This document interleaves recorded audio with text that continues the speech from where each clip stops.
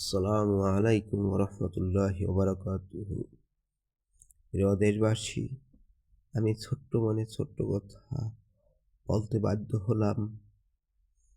দেশে একটি অরাজকতার সৃষ্টি করার জন্য মানুষ বিভিন্নভাবে পায়তারা করতেছে।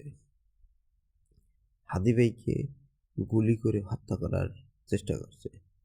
এখানে যদি যে দোষী ব্যক্তি তার শাস্তি কামনা করছি, তাতে যদি আমার বাপ, ভাই, বোন, আত্মীয় স্বজন হয়, তাতে আমি তার বিচার কাম্য করছি।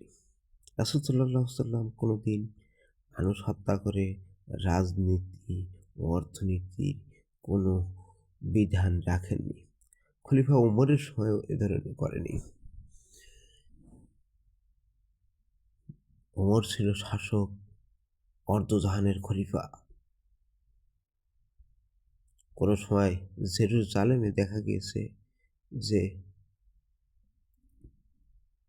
সন্ধিতে বলছে কি, আমরা সন্ধি করতে রাজি আছি, তোমাদের খলিফা ওমর যদি আসে।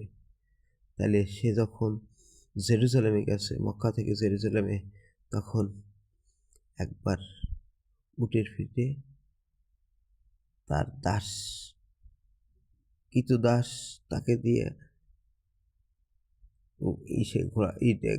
উটটাকে টানতেছে রশি, উনি বিশ্রাম নিচ্ছে, আবার দাসী বসছে, এরকম করে তাদের শাসন ছিল। আর এখন কোন রাজনীতি কোনভাবে চলতেছে, দেশের শাসনকে এক দফা এক দাবি, এক নায়কতন্ত্র। বিগত সরকারও এক নায়কতন্ত্র করে গিয়েছিল, এরাও তো সেই পথে হাঁটছে সব। একই কোন দেশে এলাম, আর কি হচ্ছে?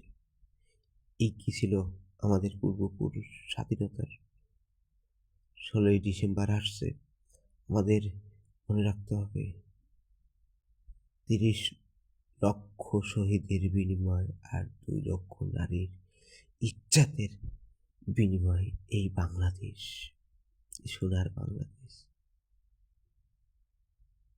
তখন স্বাধীনতা করেছিলাম কাঁধে কাঁধ মিলিয়ে। কিছু লোক ছিল, তারা ছিল দেশ বিরোধী। বিগত সরকার বলতো তাদের রাজাকার। কিন্তু দেশের ভিতরে ভালো মন্দ সব থাকবে, তাই নিয়ে মানুষ। কিন্তু হত্যা করা তো মহাপাপ। মুসলমানের কোনো ধর্মে কোনো মানুষ হত্যা করা যাবে না। এ কোন রাজনীতি, এ কোন নোংরা রাজনীতি?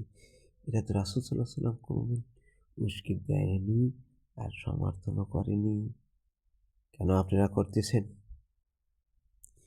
এদের খুঁজে বের করে বিচার সঠিকভাবে চাচ্ছি, এটাই হচ্ছে দেশবাসী। এদেরকে ধরিয়ে দিন, এবং সে যে দলেরই হোক না কেন, হত্যা মহাপাপ, এটা থেকে বিরত থাকতে হবে। আর এদেরকে বিচারের আওতায় আনতে হবে। বাংলাদেশ দীর্ঘজীবী হোক।